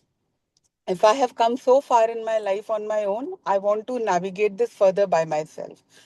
So I've always kept him in the loop about his limitations and um, what his diagnosis was. I've always kept him sensitized about his condition, and I think that was very important, Richa, because when the interview happened, when the group discussion, when he got selected for the GD round, and the panelist asked Kabir that, Kabir, you are in the spectrum. You could have easily avoided going through this entire process of group discussion and interview.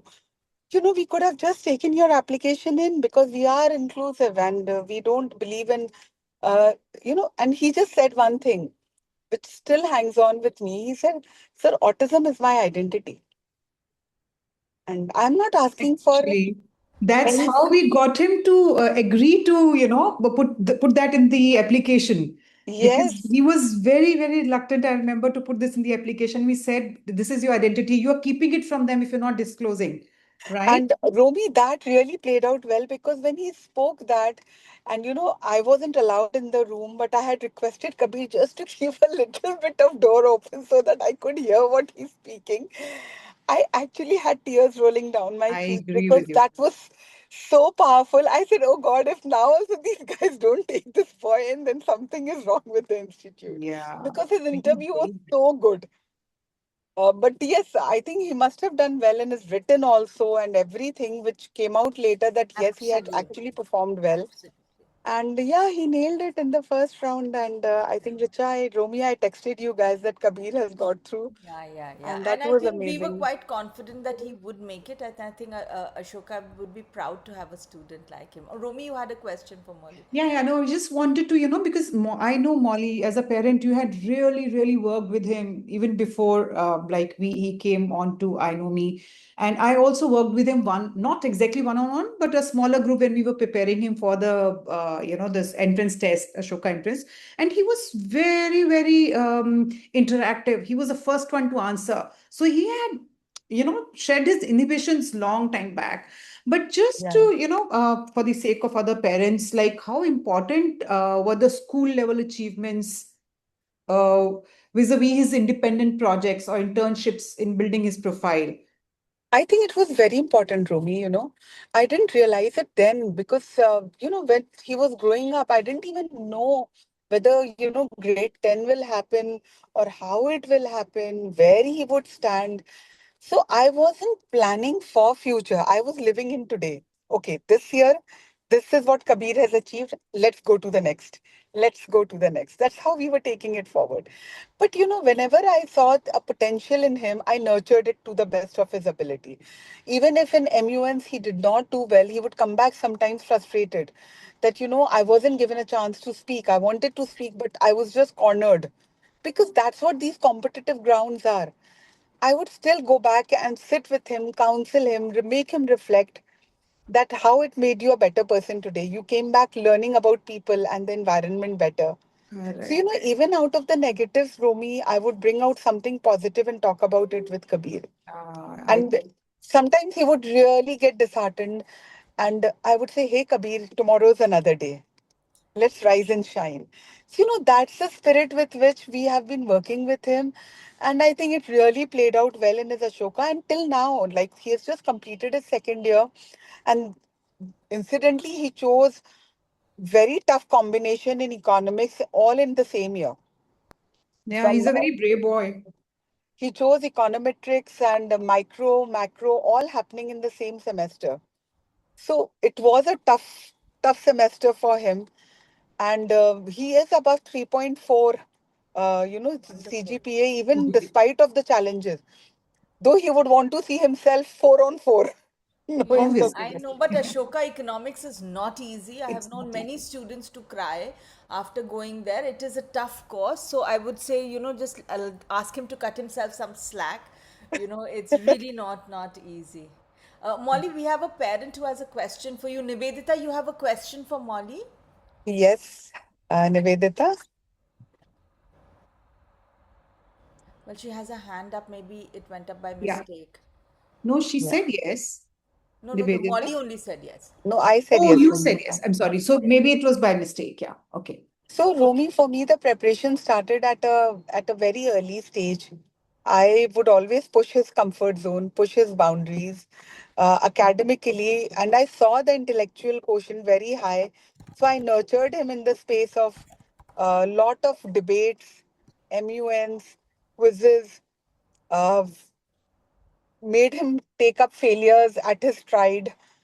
I think that's exactly what is helping him navigate in a university as rigorous as Ashoka Correct. independently. Correct. So, yeah, Okay, no, thank you so much, Molly. And that's really wonderful insight that you've given into, how to handle a special child. Yeah, and I'm sure a lot of effort would have gone in from your part. it started at 2 years, 4 months, Yeah, Rumi, I remember that. and the I remember your culmination story. is it's I am still on. really, really impressed and motivated by your story, Yeah, Molly. yeah, it's So yes, extremely inspiring, and I want to share with all parents that Molly runs a wonderful organization called Thrive for Life, where they work with students with uh, autism or other types of challenges, also, right, Molly? And Yes. help them navigate their academic journey. Nivedita, your hand is still up and you're unmuted, so I don't know if there's a question coming from there. No. Okay. Okay. All right. All right. Thank you so much, Molly. Thanks a Okay. lot for your time. Thanks, Romy. Thank And you, hope Richa, to for for see your you having time, again me and soon. Molly. wishing all the parents all the very best for their Thank you so children. much for God taking. bless. Bye bye. Thank you. Bye. Thank you. So, what we are showcasing for you is, very different parents and very different students. And the last of our speakers is also representing a very different journey, which is a journey of an art and design student. Because every year we work with, 4 to 5 art and design students applying to different destinations in the world, and some of them have had very strong portfolios and very good admissions, and some of them have learned how to do this on the way, because they approached art with a passion, but not with so many skills. So we've tied up with a lot of portfolio coaches also who work with students, and now we have Santhana Krishnan, popularly called Santu. Santu, I hope that's all right. I'm sure that's what everybody calls you, so I'm just going to use that. Is that all right? Right, so there you are. Absolutely. Yeah. Can you hear Yeah. me? Yes, yes. So Okay. Santu's daughter is studying in Pratt in the US, and she got through with scholarship, and her portfolio was actually beautiful. I still show her portfolio to people, Santu, to just show the level that a student can very joyfully reach, and she never seemed like she was stressed, and neither did Santu ever seem like he was stressed. So I really, like I said, we learned something from every parent that was very inspiring. So over to you, Santu. Do introduce yourself and share your learnings and observations in the journey. Thank you, Richard. Thank you, Puram. Thank you, I know me team. Very happy to be sharing a bit about our journey here and very happy to meet all the parents, e-meet. So yeah, like Richa said, Mahati is with Pratt now. Me and my wife are right now living in Cebu, Philippines. But we were in Bangalore when the college admissions were being processed. Um, so I mean, like Richa mentioned, the art and design is kind of unique. I wouldn't say unique, but very few students kind of take that up. So, me personally, I'm an engineer. And a management grad. My wife is a chartered accountant. I keep telling my daughter all her creative genes came from my wife. Even though she's a chartered accountant, she has a lot of creative streak in her.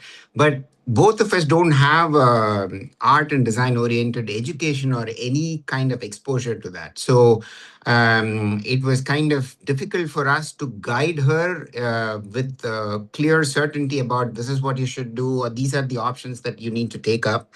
Mahati, from a very early stage, was always passionate about art, about a lot of creative things. She was unsure about whether art should be her hobby or should she take it up as a proper professional area to study and work in. That clarity kind of arrived, I would say, around grade 10. That's when I know we started engaging with I Know Me at that time. She started exploring what are the options available if I take up art as a profession. What could I be in terms of what are the career options? And then, based on those conversations and discussions with us, she kind of made up her mind that, okay, I can really take up art and design as a career option, and proceeded to kind of explore what are the things that she needs to do. One of the major areas of focus is building a portfolio. That's absolutely, it was completely new for us. We had no clue about what a portfolio should look like. I mean, of course, she had done a lot of work from her school time. She was with the IB curriculum, so luckily there's always a focus on art, and there are classes and subjects on art in every single year with rigorous focus. So she had things to kind of showcase, I would say, from definitely high school, some from her middle school levels also. So she slowly started to build. She's absolutely the best critique of herself. So if she's not happy with something, she'll just completely scrap it and start from from scratch, and do it. So that way, both me and my wife never had to kind of sit with her and talk to her about the quality of work, or so that was a big relief. So she really worked on building that, and of course, um, I know me brought specialists in the field. Barry's name comes to my mind. He was super instrumental in giving ideas on how should a portfolio look like, what are the areas that you need to focus on. So she was really able to zero in on what are the different things that what's the variety that you need to show, right? And so she was able to work along those lines. We really the serious work really started when she was in grade 10, I would say. So it started with kind of exploring what are the career options, then building the portfolio, then exploring what are the different college options. We did look at India as an option, Asia Pacific in general, UK, Europe, and then the US. Then she did shortlist colleges primarily in UK and US based on her area of study that she was interested in. She is currently doing illustrations and graphic design. That is a very specific focus area that she was looking to do her undergrad in. So based on that, her shortlist was really US and UK, and then Barry and the I Know Me team worked with her to kind of come up with a really succinct list of colleges and universities that she could apply for. I think she had about 9 or 10 in her final list that she applied. She got through most of them, thankfully, and then she eventually chose Pratt. That was one of her top options. So I'm really happy. I mean, of course, with the things happening in the US right now, we're really not sure, but I think, I mean, the institute per se is super good. She has already finished 2 years. She is very happy with the quality of the education that is being provided there. And more importantly, the peers that she has, the diversity of the students there, and the quality of work that's being done by her classmates also. So all in all, that's kind of the journey, that we have come through. Like I said, it was super helpful to get involved with, experts who have kind of done this. More so because this is a field where I personally lack a lot of knowledge in terms of being able to guide her in art and design. And so that was really helpful. Yeah. Thank you, Santu. Thanks. I agree with you. Even when my son was applying for design, which was, I think, the year before Mahati, I think that it's a different thing as a counselor. As a parent, you suddenly realize so many things about what it takes for a student to build a portfolio, to bring a theme together, and so on. So for us, it was also a lot of learning. And Barry has been very supportive for everybody. So Barry Beach is a US based art and design counselor who works with our students on building their portfolios and guiding them on their college list. So he's not like an art coach. So we had a different art coach who was working with Mahati, but he's Correct. more a portfolio coach, sort of to say that, so what do you need in your portfolio and how do you present it, and then which colleges are looking for what, so that kind of thing, and that worked very well. Okay, Santu, I have a question, and tell me how you feel about this. Since I've worked with art and design students over some years now, I found that they are not always, I'm going to use a very simple word, that they're not always easy to work with, because they don't listen to you a lot.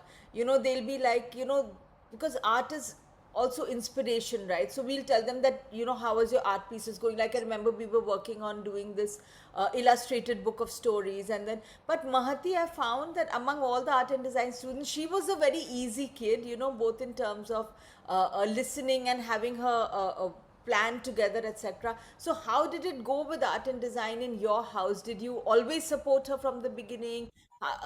Just tell me your experience about having, nurturing this little artist in your house.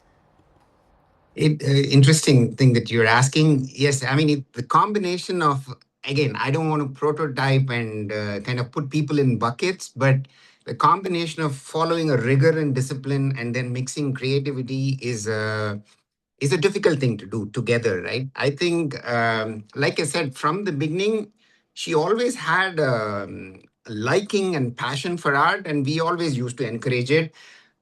Till grade 10, we ourselves were not sure that is she going to pick that up as a career option moving forward, right? So it was something that she was passionate about. So, we encouraged it. But at any given point, we were completely okay with her taking that up as a career and, moving forward with that. So she knew that she had the support, from us in terms of being able to do that. We never pressured her in terms of, okay, if you take this, then these are the jobs that you can get, this is the expected income, and this is how it will go, and all that, right? So we were not too worried about that, and never used to talk about that part of it. She probably got inputs on that only when you guys kind of engaged in terms of what are the possible career options, and how that worked. Talking about the discipline part of it, from childhood, she has been like that in terms of following a plan and making sure that she follows that to the T, and kind of deliver it. And I think it probably had something to do with the schooling also. It has always been like that. And, in a project work in school, every time she does a project work, she will be, the one in the group who's like going after people to make sure that they complete it in, within deadline, and kind of cracking the whip and all that. So I think the combination was always there. There's nothing specific that we did per se. We've always been encouraging her to, you need to stick to your discipline in terms of, sticking to deadlines and the quality of work and all that. So it just worked out that way. So Wonderful. Thank you. Thank you, Santu. I do have one last question from sure. you. Now, since you are sort of a global citizen yourself, and now with your daughter studying in the US, do you have a view on this whole thing about jobs in the future, and particularly in the creative fields? I mean, it's something in the back of her mind, but one of our messages when she went to the US was that focus on this as a stepping stone for you to get the best possible education in your field of interest, right? And then when it comes to jobs, the world is the stage. There is no compulsion that you have to work in the US and find a job and go through the OPT and do all of that and make sure that you earn as salary in the first few years whatever we paid as college fees and all that. So we are trying to take that pressure off. She does have that pressure on herself that, she has a pressure that she needs to find something there. But we are, especially now, right, given the current scenario, we are continuously telling that if, we are, obviously guiding her through what are all the possible opportunities, pushing her to do internships and all that. I mean, as you've seen, she doesn't need a lot of pushing. She's driven by herself and she, goes and explores a lot of things. But the freedom is there in terms of, when it comes to job, there is no pressure on her to really take up something immediately. If required, she even has the option to do post-graduation somewhere else, and then, look at that as an option. So the message has really been just look at it as an education opportunity in terms of enriching your skills on your chosen field. And then the next steps would follow. You've done 2 years now. Let's see, maybe in the third year and fourth year is when you'll seriously start thinking about career. So Wonderful. Thank you, Santu. That is inspiring as a parent also, because I feel that, sometimes that very calming message to the child that don't worry about earning back what we have spent on you is a very important message also. And I don't think that sometimes as parents we are always able to do that, because, when you start looking at the job market and then when children start feeling stressed, that's not good for them either. Does somebody have a question? I see a raised hand. Is that a question or a mistake? Someone called Prime Book.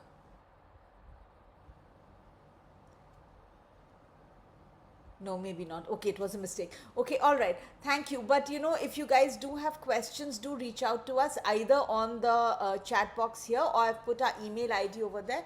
I will be putting here the email ID is here. I'm reposting it. So please reach out to Kamalika, or you can reach out to us at info@inomi.in for any questions. Santu, thank you so much for your time and most for welcome. sharing everything so well, and thank you for inspiring all of us also. All my best to Mahati, and all my best to Absolutely.